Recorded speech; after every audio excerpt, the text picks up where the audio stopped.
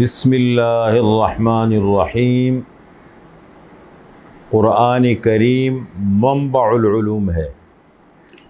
منبع العلوم کا مطلب ہے کہ تمام علوم کا سر چشمہ ہے۔ جتنے بھی علوم ہمیں اس وقت دنیا میں نظر آ رہے ہیں، جتنے فنون نظر آ رہے ہیں، علم کی جتنی شکلیں ہمیں نظر آ رہی ہیں، ان سب کا سر چشمہ قرآن کریم ہے۔ شاعر کہتا ہے جمیع العلم فی القرآن لیکن تقاصر عنہ افہام الرجال۔ جتنے بھی علوم ہیں وہ قرآن کریم میں موجود ہیں، لیکن لوگوں کی عقلیں ان کے سمجھنے سے قاصر ہیں۔ جب کسی چیز کو انسان سنجیدہ لیتا ہے اور اس کو ٹائم دیتا ہے تو پھر اس سے نسبت پیدا ہوتی ہے، مناسبت پیدا ہوتی ہے۔ تو پہلی بات تو یہ ہے کہ قرآن کریم تمام علوم کا سر چشمہ ہے۔ دوسری بات یہ ہے کہ قرآن کریم الفاظ اور معانی دونوں کا مجموعہ ہے۔ ایک ہیں قرآن کریم کے الفاظ اور ایک ہیں قرآن کریم کے معانی۔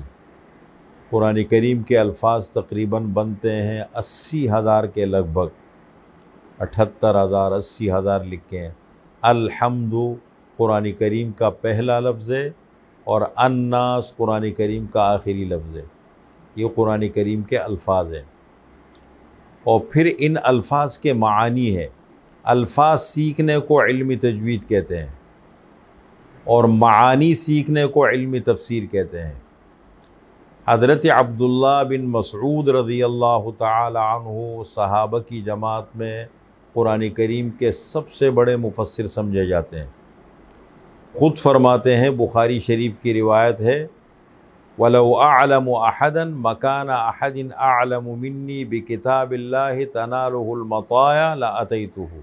اگر مجھے پتہ لگ جائے کہ مجھ سے بڑا قرآن کریم کا کوئی ماہر ہے تو مجھے سواری پہ بیٹھ کے وہاں پہنچنے تک ٹائم نہیں لگے گا۔ خود فرماتے ہیں کہ میں نے 86 صورتیں قرآن کریم کی رسول اللہ صلی اللہ علیہ وسلم سے سیکھی۔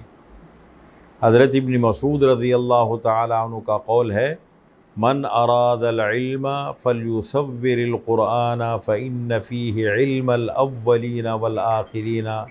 جو شخص علم حاصل کرنا چاہتا ہے اسے چاہیے کہ قرآن کریم میں غور فکر کرے، اس لیے کہ قرآن کریم میں اولین اور آخرین تمام لوگوں کے علوم قرآن کریم میں موجود ہے۔ اس لیے قرآن اللہ کی بہت بڑی نعمت ہے۔ سب سے بڑھ کر جو نعمتیں ہیں اللہ تعالیٰ کی وہ قرآن کریم ہے اور رسول اللہ صلی اللہ علیہ وسلم کی ذات مبارکہ ہے۔ قرآن کریم کتاب ہدایت ہے اور رسول اللہ صلی اللہ علیہ وسلم اس کی عملی صورت ہے۔